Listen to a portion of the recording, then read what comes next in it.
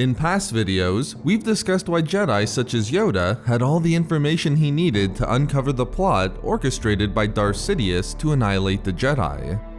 This is what clone troopers Fives and Kix did, as their own investigations revealed the presence of biochips within every clone that would force the troopers to carry out Order 66 and execute their Jedi generals. But Fives and Kix weren't the only one to put the pieces together to conclude that a nefarious plot was in the works that would decimate the Jedi and Republic. As we'll see, enough evidence also existed for Thrawn to warn Anakin of a likely plot against the Jedi, only months before the end of the Clone War. In this video expose, I will explain how Thrawn tried to warn Anakin about Order 66. I will mention that this video contains spoilers for the novel Thrawn Alliances, so if you're still reading the novel, please proceed with caution. As part of a rescue mission to find Padme upon the Outer Rim planet of Batuu in the final months of the Clone War, Anakin, who would also team up with Thrawn, eventually traveled to a secret separatist factory on the planet of Mokibje. Ultimately, it was uncovered that the separatists were creating a new type of battle droid within the facility. As Anakin tried to dispatch 3 attacking B-2 super battle droids with his lightsaber, not only did his lightsaber fail to cut through the armor of the droids, but it completely shut down his blade. An attempt to block and send the incoming blaster fire of the B-2s back at the droids also failed, as the impacts hit the droids and simply shimmered into nothingness, rather than penetrate the armor of the B-2s. Ultimately, Anakin recognized he could attack the weak points of the droids where there wasn't any armor, namely, the photoreceptor eyes of the B-2s, where a direct thrust would destroy them. Wondering how the armor of the B-2s made it invulnerable to both lightsaber strikes and blaster fire, Thrawn and Anakin found a bin of fibrous material within the assembly wing of the factory. Upon seeing Anakin's lightsaber blade vanish when it touched the material, Thrawn instantly knew that the material being woven into the armor of the droids was called cortosis.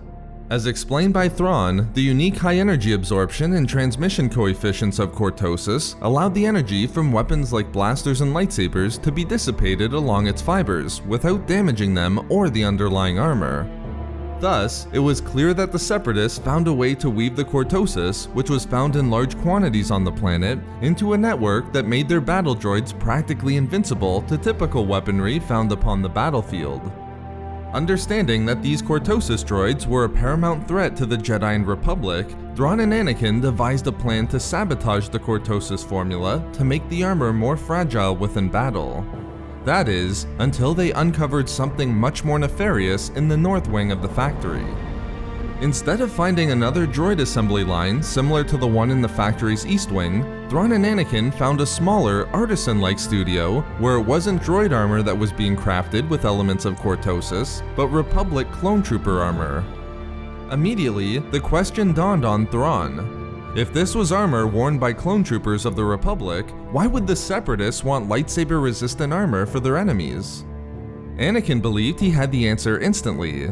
He believed the Separatists were planning a massive infiltration of the Republic's clone forces to ultimately infiltrate and attack both the Jedi Temple and the Republic's Senate District, giving them control of Coruscant.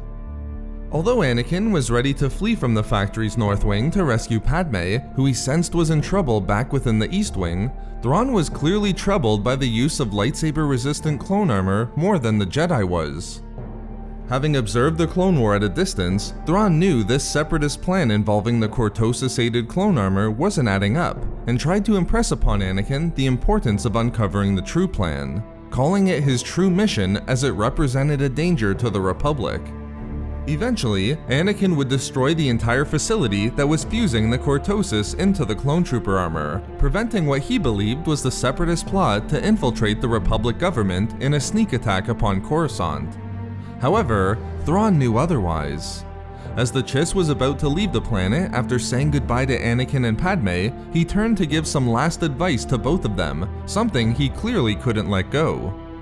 He told them he was concerned about Anakin's suggestion of the Separatists attempting to infiltrate Coruscant to attack the Republic from within, recognizing that attacks like that were rarely ever successful. Infiltration of that sort required too many numbers and too much luck to ensure that the plan wasn't discovered before the attack.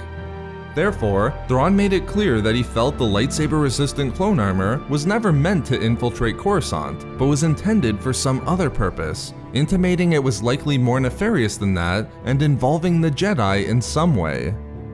Although Anakin didn't give it another thought as they destroyed the facility where the clone armor was being assembled, Thrawn suggested that the Jedi would be wise to think about the consequences a bit more thoroughly, as it was more important than Anakin even realized. While Padme felt a darkness spread through her at the earnestness of Thrawn's words, Anakin was happy to quickly move on from the topic. But years later, when Darth Vader and Thrawn returned to the facility on Mokivje as part of their present mission there for the Empire, Thrawn Alliances reveals that Thrawn was exactly right.